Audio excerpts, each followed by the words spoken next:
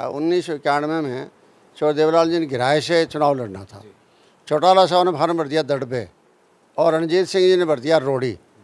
तब चौधरी देवलाल ने तीनों इकट्ठे हुए और कहने लगे कि चुनाव लड़ेगा एक आदमी, तीन हम लड़ेंगे। हम तो कहते हैं परिवारवाद ख़त्म करना है और तुम लोग ये बात कर रहे हो तीन तीन लड़ रहे हो। तब फिर चौधरी देवलाल जी अकेले लड़े थे, लेकिन वो बहुत अनफॉर्चुनेट पीरियड था, क्योंकि वहाँ से क्या हुआ कि सारा घर चौधरी देवलाल से नाराज़ हो गया। उनके चुनाव को किसी ने संभाला नहीं, इसलिए वो गिराए के अंदर भी चौधरी देवलाल जी 200-250 वोटों से हारे थे। आखिर कहाँ पेच फंसा है कि इतनी मीटिंगें, इतनी जद्दोजहद के बाद भी कांग्रेस जो अपने कैंडिडेट नहीं डिक्लेयर कर पा रही? कि जिस तरीके से देश के प्रधानमंत्री बौखलाए हैं परसों राजस्थान के अंदर, और बौखला गए और मंगलसूत्र तक पहुंच गए हैं, ये प्रधानमंत्री का लेवल नहीं है। एक धर्म विशेष का नाम भी आपने लिया है, ये बातें प्रधानमंत्री, ये मतलब पता नहीं इलेक्शन कमीशन सो रहा है क्या? उनके पास भी सारी रिपोर्ट जाती है और बहुत लोगों ने, सैकड़ों लोगों ने रिपोर्ट भेजी भी है वहाँ। बाकायदा प्रधानमंत्री पर बैन लगना चाहिए कि किसी प्रचार में चुनाव तक नहीं जाएंगे। अगर इस वक्त भी आप उसी दल में थे, शायद दिल्ली का संग्रीला होटल वो था, 89 या 90 की आई थिंक बात होगी, जब कहीं ना कहीं विधायकों को इकट्ठा किया गया। चौधरी रणजीत सिंह का भी उनमें नाम था। और अभी कुछ दिन पहले जिस तरीके से अभय सिंह ने बोला कि आज जो कहीं ना कहीं चौधरी देवीलाल की फ़ोटो लगाकर वोट मांग रहे हैं, उस वक्त कहीं ना कहीं खिलाफत की थी। वो सारी की सारी बातें जो सरकार बनाने गिराने का जो सिस्टम था, जो परिवार यानी कि दो भाई ओम प्रकाश और रणजीत सिंह, जिस तरीके से वो फूटती, वो क्या वाक़या था पूरा? पूर्व मुख्यमंत्री जी आए थे कैमरी गाँव के अंदर, वहाँ सीधा स्पष्ट उदाहरण दे गए थे चौधरी भजनलाल जी के बारे में। इसका मतलब यही है कि चौधरी भजनलाल जी के परिवार को बताना चाहते थे कि आप अगर हमसे अलग हो गए तो आपके हालात ख़राब हो जाएंगे। तो ये चेतावनी थी उनकी तरफ से कि ब्रजेंद्र सिंह यहाँ से बीजेपी के सांसद थे, वो सिटिंग एमपी कहीं ना कहीं छोड़ के कांग्रेस में गए। उनका नाम जिस तरीके से लिया जा रहा है, जयप्रकाश जेपी का नाम है, चंद्रमोहन बिश्नोई का है, चंद्र प्रकाश का है, और भी कुछ लोग हैं। तो इन तमाम लोगों में जिनका नाम चल रहा है, सबसे मजबूत कौन हो सकता है? वरना कोई लोग दिल टूटने वाली बात थोड़ी थी। चौधरी देवलाल का इतना बड़ा एम्पायर था, इतना बड़े जनता के ऊपर, जनता के मन पर राज करते थे वो आदमी, और उस चीज़ का फ़ायदा इनको मिल रहा था। लेकिन थोड़ी तसल्ली करते, हर कोई चीफ मिनिस्टर बनना शुरू हो गया, हर कोई बने होगा, तो फिर ये हाल जो आज के दिन हो रहे हैं वही हाल था। दोस्तों नमस्कार, मैं हूं सुरेंद्र नैन और भारत पोस्ट पर आप सभी का स्वागत है। इस वक्त मेरे साथ कांग्रेस के वरिष्ठ नेता और काफ़ी दफ़ा हरियाणा के मंत्री रहे, यहाँ तक कि गृह मंत्री भी रहे, प्रोफेसर संपत सिंह जी है। प्रोफेसर साहब, पहले तो बहुत बहुत स्वागत है आपका धन्यवाद। सर, जिस तरीके से कहीं ना कहीं ऑलमोस्ट सभी पार्टियों के काफ़ी कैंडिडेट आ चुके हैं, और बीजेपी के तो सारे के सारे आ चुके हैं, लेकिन हर किसी के मन में जो कहीं ना कहीं सवाल है, जनता के तो मन में है ही है, बाकी पार्टियों के भी है, भाई कांग्रेस कैंडिडेट कब उतारेगी? जहां कांग्रेस कहीं ना कहीं दावा कर रही है कि हम सारी की सारी सीटें जीतेंगे, क्योंकि जो एक सीट आपकी अलायंस की थी, उनके कैंडिडेट बहुत पहले मैदान में आ चुके हैं, सुशील गुप्ता। लेकिन जो 9 सीटें आपने जो कहीं ना कहीं कैंडिडेट देने हैं, और जिस तरीके से रोज़ाना देरी हो रही है, इतनी सारी स्क्रीनिंग कमेटी की मीटिंगें हो ली हैं, बाकी भी मीटिंगें हो ली हैं, आखिर कहाँ पेच फंसा है कि इतनी मीटिंगें, इतनी जद्दोजहद के बाद भी कांग्रेस जो अपने कैंडिडेट नहीं डिक्लेयर कर पा रही? ये आपकी बात ठीक है कि लोग इंतजार कर रहे हैं कि कांग्रेस के कैंडिडेट आएँ, और ख़ास करके कांग्रेस पार्टी के वर्कर्स और कांग्रेस पार्टी के पक्ष में बना हुआ आज हरियाणा प्रदेश का माहौल, सभी लोग जो है ना, वोटर भी इंतजार कर रहे हैं। मुझे ये लगता है कि स्क्रीनिंग कमेटी की मीटिंग ज़रूर हुई थी, लेकिन जब कांग्रेस इलेक्शन कमेटी की मीटिंग हुई, तब उसमें जो है ना कई नाम भेजे हुए थे एक एक कॉन्स्टिट्यूंसी के।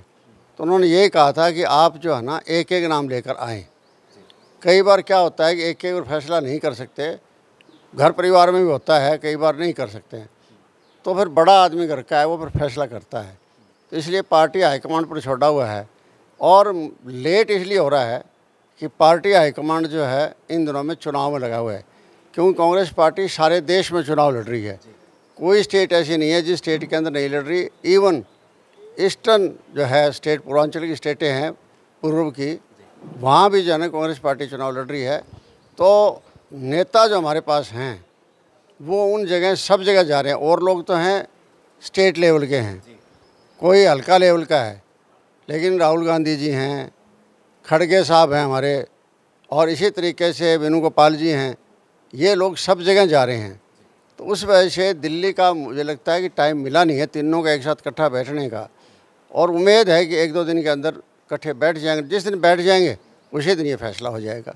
सर, जैसा आपने कहा कि कांग्रेस के जो वरिष्ठ नेता है, केंद्र के जो कहीं न कहीं बड़े नेता है, वो जाहिर सी बात है अन्य राज्यों में चुनाव में व्यस्त है। लेकिन जिस तरीके की बातें निकल कर आ रही कि जो कांग्रेस की गुटबाजी है, और गुटबाजी कोई आज से तो है नहीं, हम हुड्डा गुट की बात करें और एसआर के गुट की बात करें, रणदीप, शैलजा, किरण की जो गुटबाजी है, ये कहीं न कहीं सिरे नहीं चढ़ने दे रही। कहीं न कहीं वो चाह रहे कि उसको कैंडिडेट को टिकट मिले, हुड्डा गुट का चाह रहा उसको मिले। तो कहीं न कहीं जो आपस का जो कलह है, इस वजह से कहीं न कहीं टिकटों का जो है आवंटन नहीं हो पा रहा। देखिए, जो इस बात को दूसरे तरीके से कह सकते हैं हम कि विचारों के अंदर भिन्नता है, इसमें कोई दो राय नहीं है, लेकिन ऐसा कोई गुट वाली बात नहीं है। एक कैंडिडेट के बारे में मेरे विचार कुछ हो सकते हैं, दूसरे विचार कुछ हो सकते हैं। अपनी अपनी दलील दे के आदमी कोशिश करता है कि मैं बढ़िया से बढ़िया कैंडिडेट लेकर जो आऊँ जिससे कि वो जीते। इस बार कांग्रेस के लिए जो है ना बहुत ही ये चुनाव अहमियत रखते हैं और देश के लिए बहुत अहमियत रखते हैं। आज देश का हर आदमी जो है ना, हर व्यक्ति, चाहे वो किसान है, मज़दूर है, गरीब है, युवा है, महिलाएं हैं, सारे के सारे आज के दिन दुखी है सरकार से, इसका पलटना चाहते हैं। इसलिए बहुत जो अनाज देश के अंदर और हर जगह बुरे हालात हैं और सबके निगाहें गठबंधन की तरफ है, और इसको सराहा जा रहा है कि पहली बार ये गठबंधन बना है इस तरह का, और ये माहौल चुनाव के टाइम बन गया, वरना तो बाद में बनता था, ये चुनाव से पहले बन गया। तो हर जगह उम्मीद है और बीजेपी इस बार बुरी तरह से, इसमें कोई दो राय नहीं, हारेगी। तो हराने के लिए जो है फिर कैंडिडेट का जोर दिया जाता है कि ये कैंडिडेट ज़्यादा ठीक रहेगा पब्लिक के अंदर। अपना अपना सर्वे, अपना अपना तरीका बताते हैं, अंतिम फैसला तो फिर हाईकमांड को करना होता है। सर, जैसा आपने कहा प्रोफेसर साहब कि कहीं न कहीं बीजेपी को लेकर लोगों में नाराज़गी है और बीजेपी इस बार बुरी तरीके से हारेगी। लेकिन अब बीजेपी के नेताओं की बात करें, वो तो लगातार कहीं न कहीं छाती ठोक कर दावा कर रहे हैं कि तीसरी बार जो है फिर नरेंद्र मोदी प्रधानमंत्री बनेंगे और अब की बार 400 पार, इस तरीके के नारे की बात कर रहे हैं। और ख़ास तौर पर मैं हिसार की बात करना चाहूँगा। हिसार लोकसभा से बीजेपी के जो उम्मीदवार हैं चौधरी रणजीत सिंह, उनको आप कैसे देखते हैं? उनके साथ साथ, क्योंकि सिर्फ रणजीत सिंह ही नहीं, पहली बार शायद ऐसा हो रहा है, क्योंकि आप भी लोकसभा चुनाव लड़ते रहे हैं, विधानसभा चुनाव आपने बहुत बार लड़े, बड़ा लंबा राजनीतिक अनुभव आपका रहा है, कि हिसार लोकसभा में इस बार चौटाला परिवार से यानी कि देवलाल परिवार से 3-3 सदस्य मैदान में हैं। तो कैसे देखते हैं आप सबको? ये जब किसी भी परिवार का नुकसान होना होता है, कमज़ोर होना होता है, तब ये बातें आती है, स्वाभाविक है। आज तक ये बातें नहीं आई थी, अब ये आ रही है। इसका मतलब है कि धीरे धीरे ये परिवार जो है कमज़ोर हो रहा है। मैं तो इस परिवार का हिस्सा था और उसके मुखिया थे चौधरी देवलाल जी थे, तब तक रहे, सारा का सारा काम ठीक रहा।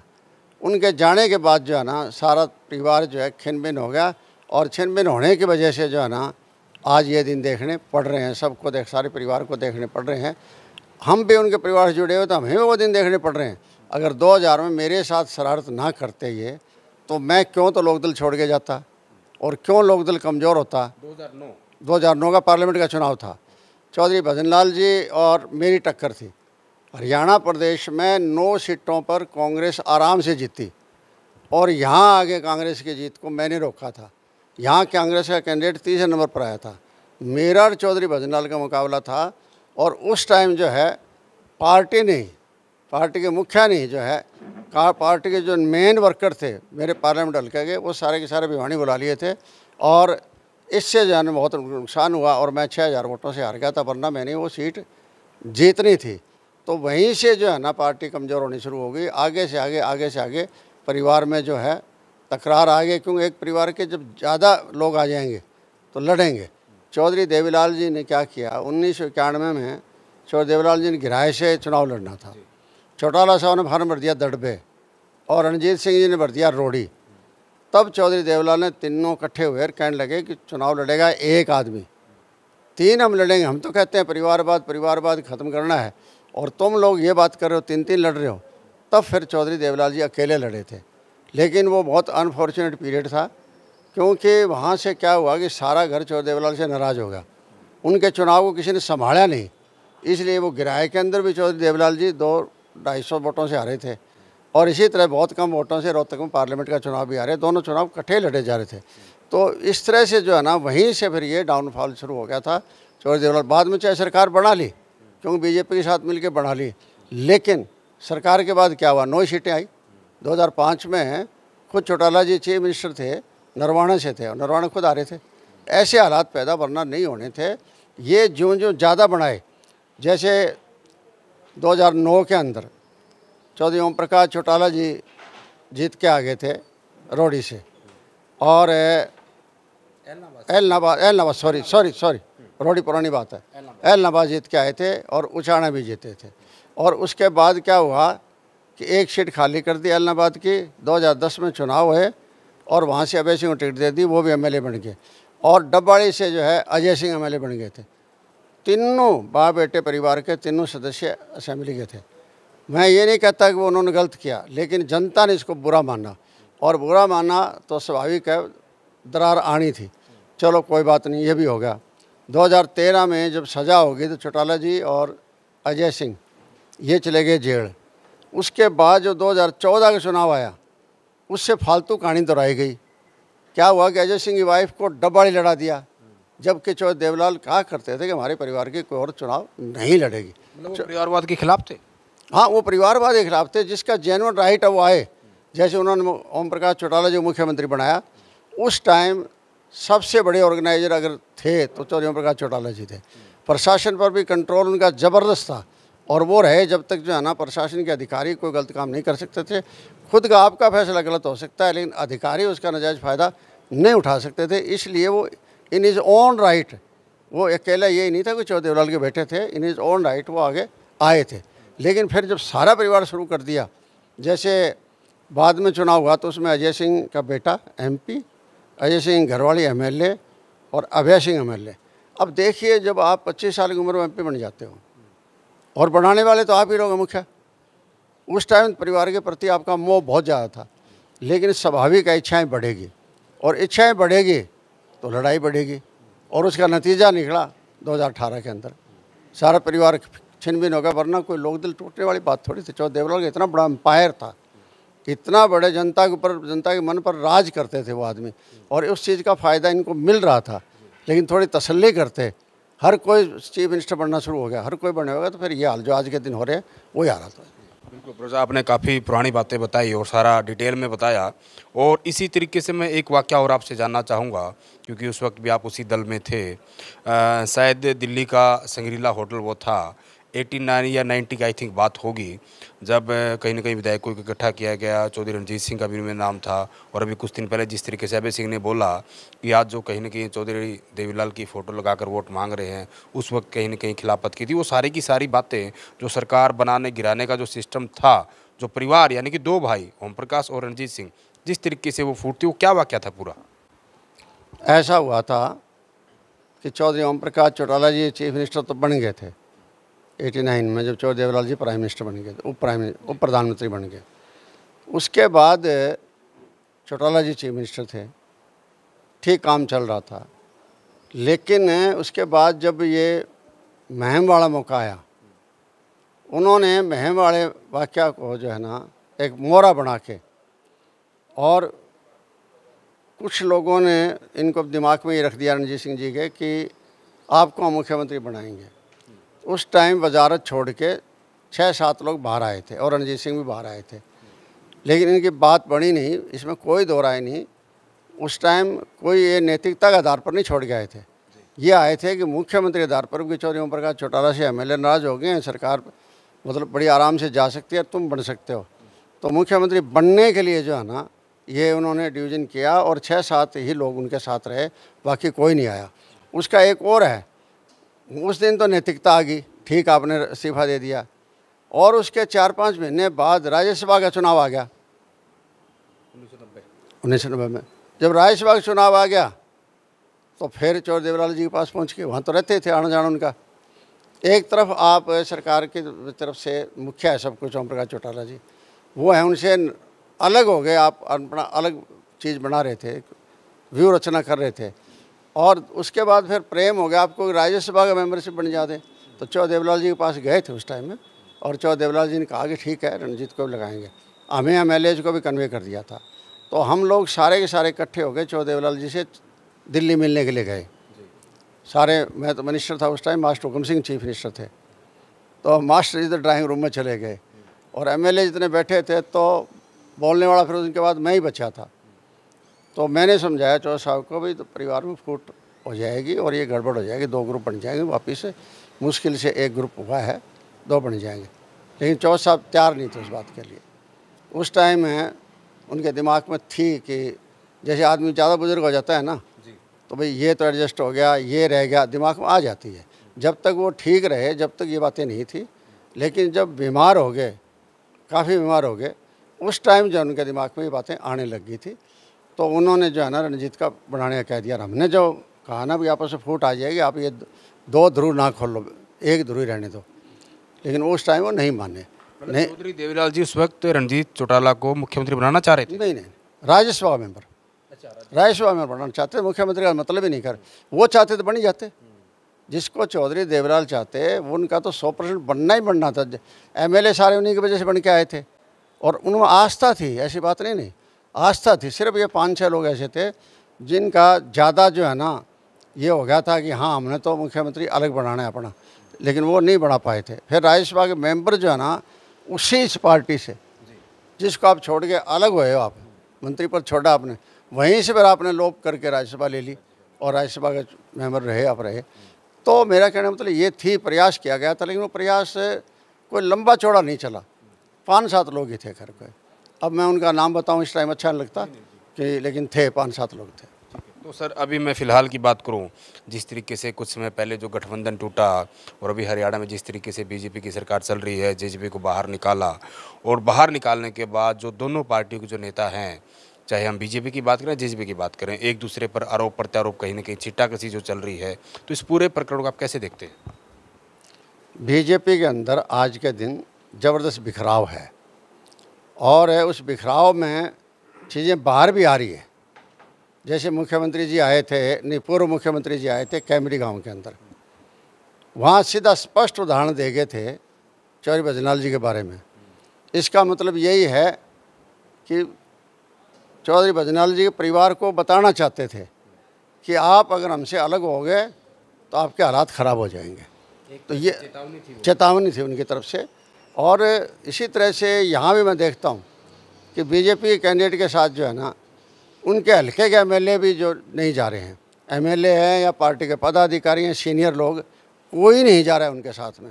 जैसे नलवा हल्का का दौरा किया है, तो नलवा से जो विधायक हैं, डिप्टी स्पीकर है, वो नलवा में नहीं गए हैं।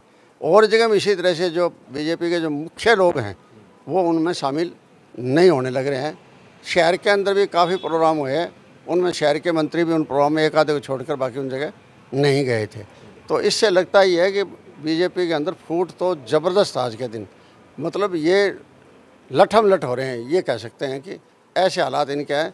इस हालात में जो है ना, इस बार ये जो मोदी जी 400 पार 400 पार 400 पार कह रहे हैं, वो 400 पार छोड़ के मुझे नहीं लगता कि 200 का आंकड़ा तक पहुंच पाएंगे। तो अंतिम में प्रोफेसर साहब, क्योंकि आपका इतना लंबा तजुर्बा है, अगर मैं हिसार की बात करूं, वैसे तो काफ़ी नाम पैनल में भेजे जा चुके हैं, लेकिन प्रमुख तौर पर क्योंकि ब्रजेंद्र सिंह यहाँ से बीजेपी के सांसद थे, वो सिटिंग एमपी कहीं ना कहीं छोड़ के कांग्रेस में गए, उनका नाम जिस तरीके से लिया जा रहा है, जयप्रकाश जेपी का नाम है, चंद्रमोहन बिश्नोई का है, चंद्र प्रकाश का है, और भी कुछ लोग हैं, तो इन तमाम लोगों में जिनका नाम चल रहा है, सबसे मजबूत कौन हो सकता है? देखिए, ये मेरा अधिकार नहीं है, ये फैसला पार्टी करेगी। और ये पार्टी ज़रूर यकीन हमें कि जो सबसे मजबूत होगा उसको पार्टी की टिकट देगी। जब ये टाइम लग रहा है कि इस बार कांग्रेस बहुत सीरियसली सोच रही है, बड़ा मंथन कर रही है कि किसी तरीके से 1% भी कोई बाजी अलग ना हो जाए। मतलब 10 की 10 सीट जीतने का जो है ना एक कार्यक्रम बना रखा है। और मुझे यकीन है कि जिस तरीके से देश के प्रधानमंत्री बौखलाए हैं परसों राजस्थान के अंदर, और बौखला गए और मंगलसूत्र तक पहुंच गए हैं, ये प्रधानमंत्री का लेवल नहीं है। एक धर्म विशेष का नाम भी आपने लिया है, ये बातें प्रधानमंत्री, ये मतलब पता नहीं इलेक्शन कमीशन सो रहा है क्या? उनके पास भी सारी रिपोर्ट जाती है और बहुत लोगों ने, सैकड़ों लोगों ने रिपोर्ट भेजी भी है वहाँ। बाकायदा प्रधानमंत्री पर बैन लगना चाहिए कि किसी प्रचार में चुनाव तक नहीं जाएंगे। अगर निष्पक्ष चुनाव आयोग होता तो एक धर्म विशेष का आप नाम ले रहे हो और आप यहाँ तक कह रहे हो मंगलसूत्र पर आपका छीन ले। कौन कह रहा है? किसका वो है आपका मैनिफेस्टो? उस दिन मैंने भी रात को जो है ना पौना घंटा तक एक एक लाइन पढ़ी। मैंने कहा शायद कहीं कोई जिक्र आ जाए, किसी बात का आया होगा। कोई जिक्र नहीं है, कहीं लेना देना नहीं है। और कांग्रेस की सरकार तो बहुत सा, आप कहते हो 17 साल रही है, तब तो नहीं करा इन्होंने। आज क्या नई बात आ गई है, कहाँ से करोगे? कांग्रेस ने देश का उत्थान किया है। आज कांग्रेस की बनाई हुई जितनी भी नीति हैं, चाहे वो फॉरेन नीति है, चाहे देश के अंदर की नीति है, और फेडरलिज्म है, सब चीज़ों को धीरे धीरे कमज़ोर कर रहे हैं। कांग्रेस ने बहुत बड़ा एक आधार बनाया था देश के अंदर, वरना देश में था क्या? यहाँ अनाज तो मांग के खरीदते लेते थे हम लोग। और शास्त्री जी ने जब युद्ध हुआ तो एक दिन का मौन व्रत में अपना ये फास्ट रखवाया था। फास्ट रखवाया था, तो फास्ट रखवाया इसलिए रखवाया था कि अनाज की कमी थी। और उसको बाद में सरकार ने की पॉलिसी रही और साथ में किसानों की मेहनत रही। ये दोनों चीज़ें मिलकर जो है ना आत्मनिर्भर बनाया। और आत्मनिर्भर नहीं है, हम निर्यात करने के लिए तैयार है, लेकिन सरकार ने निर्यात पर पाबंदी लगा रखी है। इसलिए लगा रखी है ताकि किसान को पूरे दाम ना मिले, इसलिए पाबंदी लगा रखी है। वरना आप इन पर पाबंदी क्यों लगाओ? आप अनाज पर पाबंदी लगा दी, आपने प्याज पर भी आप पाबंदी लगा दी। ये लगाई है तो इसका मतलब ये है कि आप किसान का नुकसान करना चाहते हैं। एक तरफ तो कहते हैं हम डबल आमदनी करेंगे, और दूसरी तरफ किसान के जो प्रोडक्ट है उनके ऊपर आप निर्यात पर पाबंदी लगा। हाँ, अगर आपके पास सफिशिएंट अनाज नहीं है तो लगाएं पाबंदी, क्यों? कल को हमारे लोग क्या खाएंगे?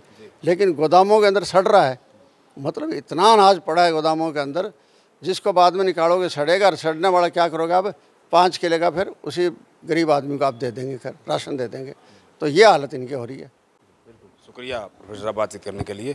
तो ये थे कांग्रेस के वरिष्ठ नेता प्रोफेसर संपत सिंह, जिन्होंने कि तमाम की तमाम बातों पर कहने के अपने विचार रखे। और जिस तरीके से हम पुरानी बातों की बात भी करें कि पहले किस तरीके की राजनीति होती थी, क्या उठापटक होते थे, किस तरीके की बयानबाजी होती थी, और पहले का चुनाव लड़ने का तरीका और आज का चुनाव लड़ने का तरीका, जिस तरीके से उन्होंने खुद प्रधानमंत्री नरेंद्र मोदी का उदाहरण दिया कि पहले का किस तरीके का लेवल होता था नेताओं का, किस तरीके की सोच होती थी, और आज वो सोच कहाँ जा रही है, किस दिशा में जा रही है। तो सारी की सारी बातें उन्होंने बताई। और ख़ास तौर पर कांग्रेस की बात करें, क्योंकि टिकटों आने में कहीं ना कहीं देरी हो रही है, रोज़ाना कल आ रही है, परसों आ रही है, ये बातें हर कोई सुन सुनकर जो है कहीं ना कहीं इंतज़ार जो है बढ़ता जा रहा है। तो आपका आखिर क्या लगता है कि आखिर कौन जो है यहाँ से हिसार से कांग्रेस का मजबूत उम्मीदवार साबित हो सकता है? और जिस तरीके से बीजेपी 10 की 10 सीटें जीतने का दावा कर रही है, 400 पार कहीं ना कहीं नारे की बात कर रही है, तो आखिर क्या कुछ रहने वाला है? आप भी कमेंट के माध्यम से अपनी प्रतिक्रिया जरूर दें।